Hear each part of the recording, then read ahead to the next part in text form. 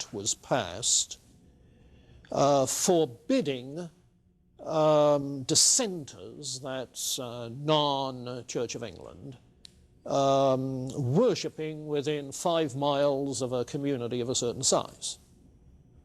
I have some interesting recollections of the significance of this from my childhood. I grew up in Dover on the southeast corner of England in a Baptist family. It was a matter of habit, custom in that church, every Good Friday for virtually the entire church to literally walk 5-6 miles out into the country to a little village called Aythorne to celebrate the anniversary of that little church that seated about 60 or 100 people out in Aythorne. And so did people from other churches across that whole part of Kent, converging down the spokes of the wheel, Canterbury, Folkestone, Herne Bay, Margate, Ramsgate, Sandwich, Deal, if you know that part of the country, down the spokes of the wheel to the hub there at Aythorne. You know, I didn't realize until, a commemoration of what they had to do back there before there was an edict of toleration back in the 19th century, which made it permissible for Baptists to worship within their hometowns. You see. Now here's John Locke, back in the late 17th century, arguing for religious toleration. You see, the rule of reason, advocating freedom of belief and the practice of that belief. Yeah. So what's the alternative to some sort of rational balance in that sort of situation of conflict? Well, the only alternative to rational mediation of dispute is power politics. You see, that's what's going on with the politicization of the universities in this country nowadays, with the political correctness movement. You see. Well, it was going on back there in a very different context. So, John Locke's a very interesting character.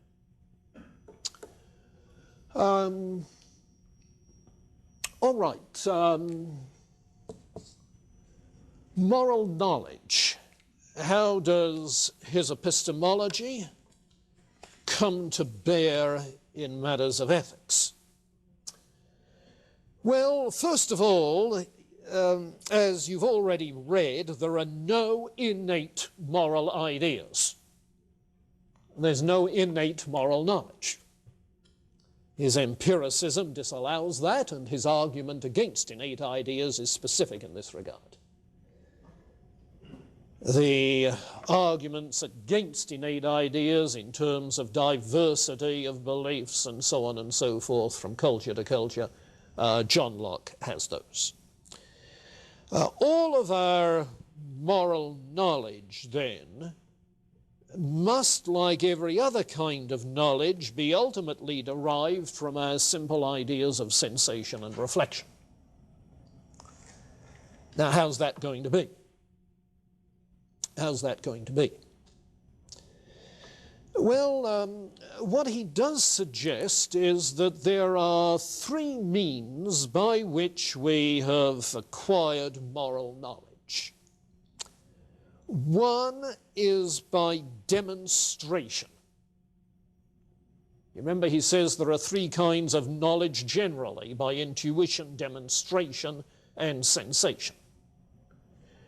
Well, nothing by way of intuition, but by demonstration, yes.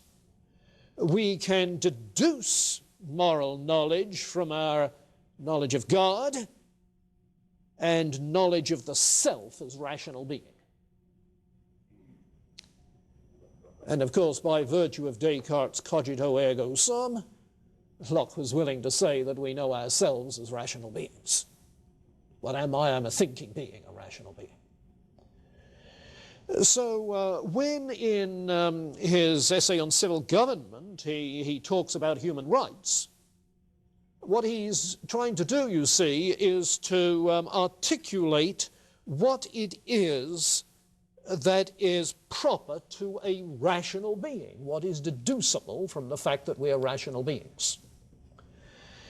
In fact, he has a much longer work dealing with that, a work called An Essay on the Law of Nature, on the Laws of Nature,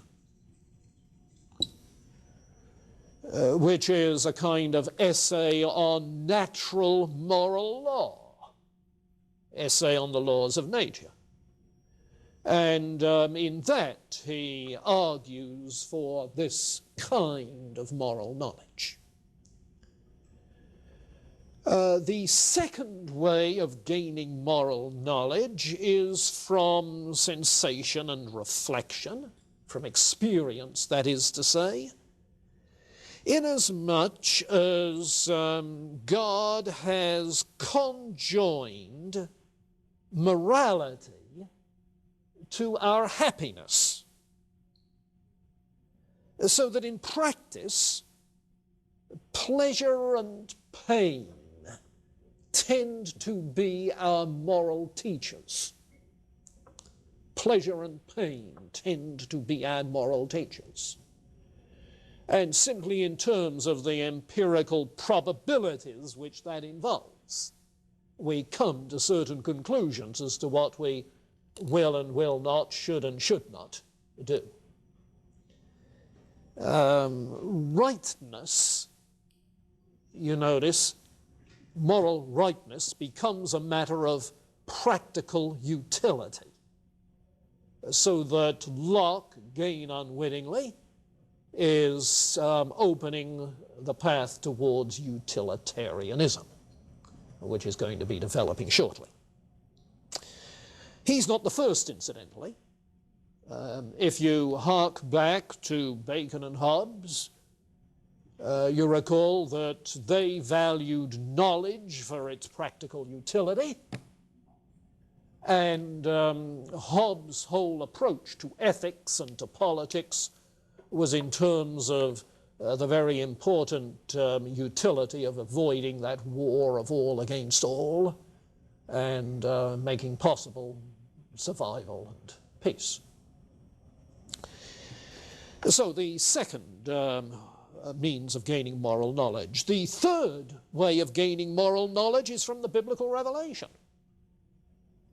The Bible teaches us a lot of moral matters, and divine moral laws given in Scripture is the final criterion, the supreme criterion for what is morally right. So his epistemology then, along with its application to religion, together lead into the kind of ethics that he would advocate. Now, see this also in regards to human freedom. Remember that this is the age of mechanistic science, cause-effect mechanisms, so that people like Hobbes had become thoroughgoing determinists.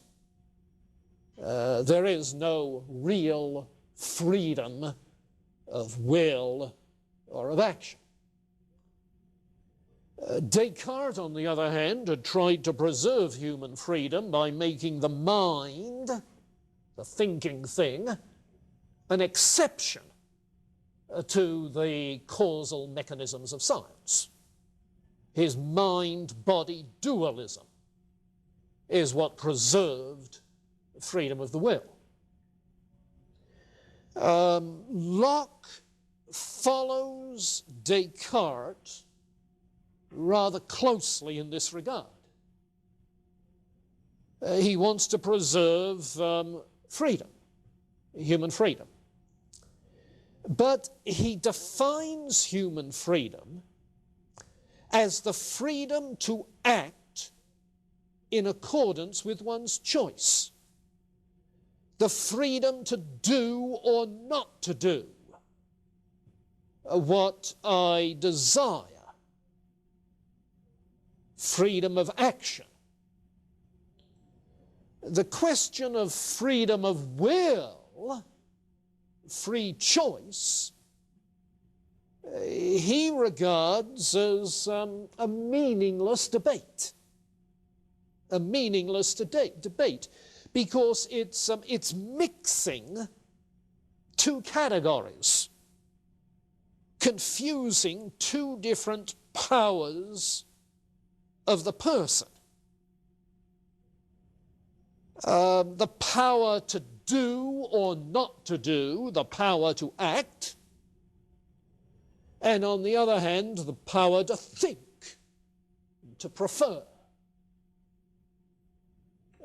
Yeah, we do indeed think, reflect on our actions. We do prefer doing one thing rather than another. But preferences can well be caused rather than being free. And ideas, reflection, is likewise caused by what is going on in the world of sensations. And so it's not so much wanting, desiring, willing that is free, because the desire, the conative, the will is so influenced by ideas that are caused, as it is rather the actions that are free.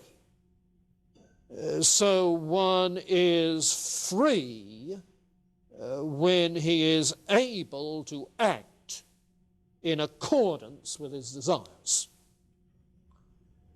Now, that is somewhat different from Descartes. Somewhat different from Descartes. He's like Descartes in as much as that freedom of action is possible because we are reflecting beings, reflecting on our actions and acting. But he's different from Descartes in that he's not talking of freedom of the will so much as of freedom of action. Freedom of action. And that is what plays a crucial role in his political thinking. Because the thing that is proper to a human being, endowed as a rational being, with freedom of action, the thing that is proper to such a human being is that we be granted the freedom to act. You see? And so his conception of freedom immediately begins to develop a theory of rights. And as those of you are well aware who've taken any ethics course that gets into the theory of rights, these are correlatives. If I have a right to life, you should grant me the freedom to live. If I have a right to property, you should grant me the freedom to own property. Freedoms and rights are correlated, you see. So what Locke is doing is coming at matters of political philosophy on the basis of this kind of theory of human freedom. Now, what he does then in his second